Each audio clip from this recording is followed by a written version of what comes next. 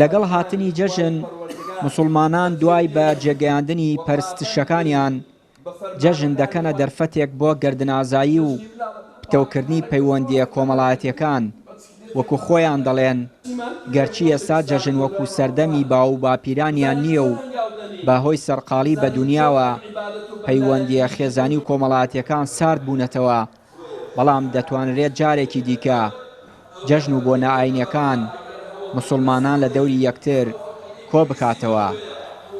ئەمە یەکەم خۆشیە بۆ مسلمانان، یەکەم سەربەرزیە بۆ مسلمانان. لە دوای ئەوە ئیتر جەژنی خۆشیە بەڕاستی، جەژنی تەباییە. ئەبێ هەموو مسلمانێک لەم ڕۆژەیە دڵی خۆش بێ، هەچ مەشاکلێکی هەبێ، هەچ کێشێکی هەبێ، هەچ دەردەسەریەشێ بێ، بەڕاستی نابێ لەم ڕۆژەیە دڵی ناخۆش بێ. وڵی پێویستە ئینسان بەخۆیان بچێتەوە سەر ئەو دابوونەریتی کە جاران لەسەری بووینە کە ئێمە لە جژنانانە هەموو شوێ یەکتریمانە کرد، جیرانەکە هەموو شوێ یەکتری ئەکرد و خەڵک بێ کۆمەڵکۆ ئەبەوە و جژنە پیرۆزیان لە یەکتریەکە بەڕاستیستە و شتانە نەماوە. خۆی هەیە مەجال هەیە و دەرفەت هەیە، بەڵام تو وا هەستە کردووە منە مەشغوڵەتی دنیاوای لێت کردووە کە هیچ مەجالێک بۆ خۆت نێشتۆتەوە و ئەو شتانە لەدەستداوە. ڕەمەزان لە هەموو مسلمانان پیرۆزەکەم بە تایبەتی گەلی کوردی مەزلوممان ئێمە هیوادارین هەموو گەلی کورد و هەموو جیهانی ئیسلامی سەرکەوێ لەگەڵ قودسی پیرۆزشمان ئینشاء الله. ئەویش وەک ئێمە مەزلومە چۆن ئێمە داگیر کراوین ئەوانش هەر داگیر کراون. هیوادارم هەر چوار پارچەی کوردستان ڕزگار بێت، نەک هەر بۆ خۆمان دوعا بکەین.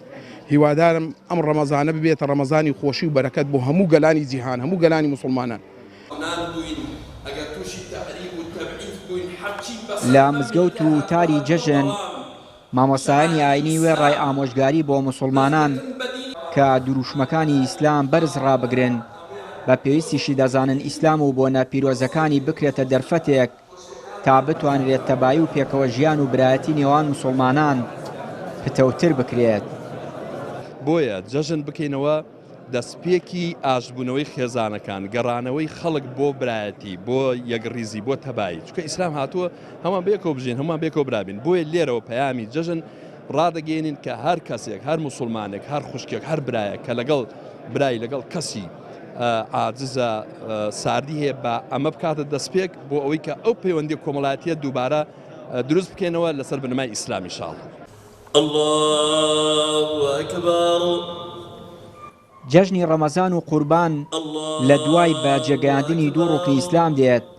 هاوڵاتیان و مسلمانان بە دەرفەتی دەزانن پەیوەندیەکانیان پێکەوە باشتر بکەن و سەردانی یەکتری بکەن تا بتوانن ئەو تەبایی و پێکەوە ژیان و پەیوەندیە توند و تۆڵەی جاران هەبوو جارێکی دیکە زیندوو بکرێتەوە و جەژن و بۆنەکان تام و بۆن و بەرامەی جارانی بۆ بێتەوە لە جیاتی ڕق و قینە تەبایی و برایەتی و خۆشەویستی دووپات بکەنەوە.